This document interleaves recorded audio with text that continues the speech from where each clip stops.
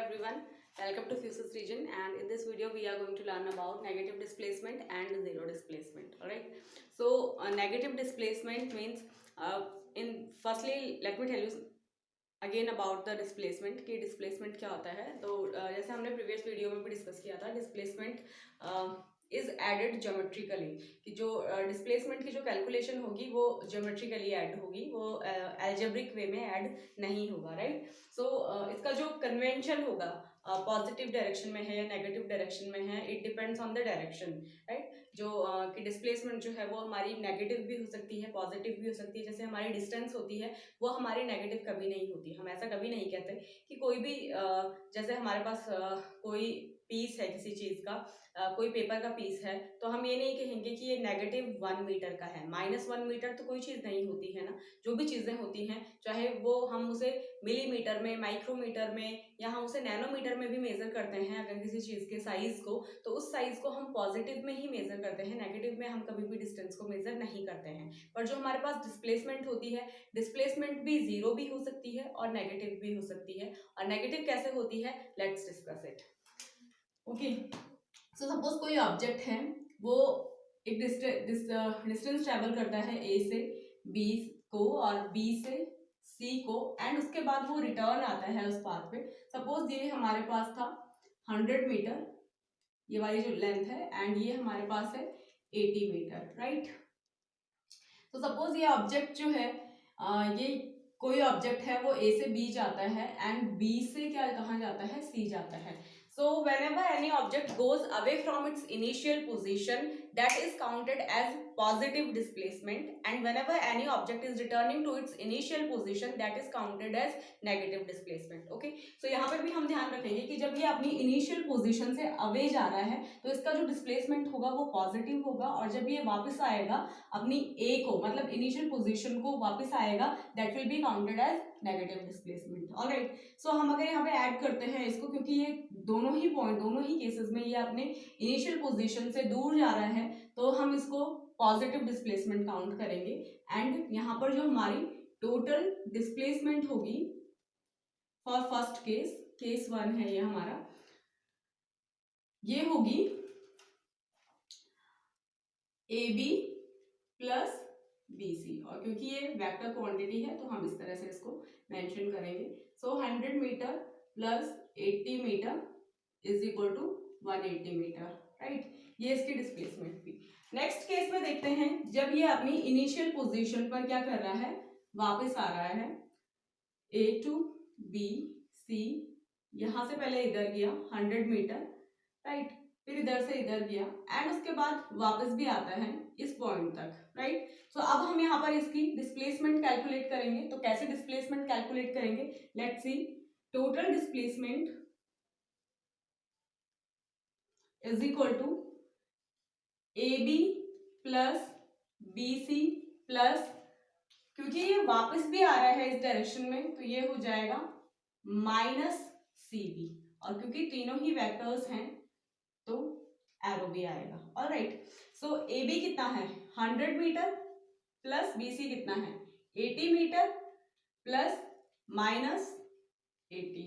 Again जो BC के बीच की डिस्टेंस है, जो जाते टाइम रही होगी सेम, वही तो आते टाइम भी रही होगी ना, वही उसने डिस्टेंस आते टाइम पे भी कवर की है, right. So it is 100 metre only, right. जब इसको ये ब्रैकेट खुलेगा प्लस माइनस का minus, then these will be cancel and this will be 100 metre. Alright, so ये हमारी हुई कि टोटल जो यहाँ से यहाँ तक आने में इसका पोजीशन में कितना चेंज आया है, इसके बीच में शॉर्टेस्ट डिस्टेंस कितनी है, तो that is 100 metre. Okay, next third case है, ये अपनी इनिशियल पोजीशन पर जब वापस आता है, A से B गया, B से C गया, फिर C से B वापस आया, और B से भी A वापस आ गया। This was 100 metre, this was 80 metre, minus 80 metre and minus 100 metre. So ये जो थर्ड केस है हमारा, ये हमारा केस है जीरो डिस्प्लेसमेंट का। Alright, zero displacement. मैंने प्रीवियस वीडियो में भी कहा था कि ऐसा कैसे होता है कि कोई भी डिस्टेंस जो होती है वो जीरो हो भी सकती है, नहीं भी हो सकती है। अगर हमने ट्रेवल नहीं किया है कुछ भी, अगर हमने मोशन ही नहीं किया तो हमारी डिस्टेंस क्या होगी, 0 रहेगी। बट यहाँ पर हम मोशन भी कर रहे हैं, हम एक जर्नी को ट्रेवल करके भी आ रहे हैं और तभी भी हमारी डिस्प्लेसमेंट क्या है, 0 है। तो वो 0 कैसे है, let's see. A B total displacement equal to 100 plus 80 minus 80। Although वो सब काउंट होगा, प्लस में ही काउंट होगा, बट हम पहले प्लस लिखेंगे फिर ब्रैकेट में माइनस लिखेंगे। मैं इसको डायरेक्टली लिख लूँ, माइनस 80 और माइनस 100, राइट। सो 100 से 100 कैंसिल, 80 से 80 cancel, is equal to 0 metre. Means अगर कोई ऑब्जेक्ट जो है वो कोई लेंथ कवर करता है और उसके बाद अपनी इनिशियल पोजीशन पर वापस आ जाता है, तो उस केस में डिस्प्लेसमेंट क्या होती है, 0 होती है। Alright, 0 displacement. So next we are going to discuss about the negative displacement.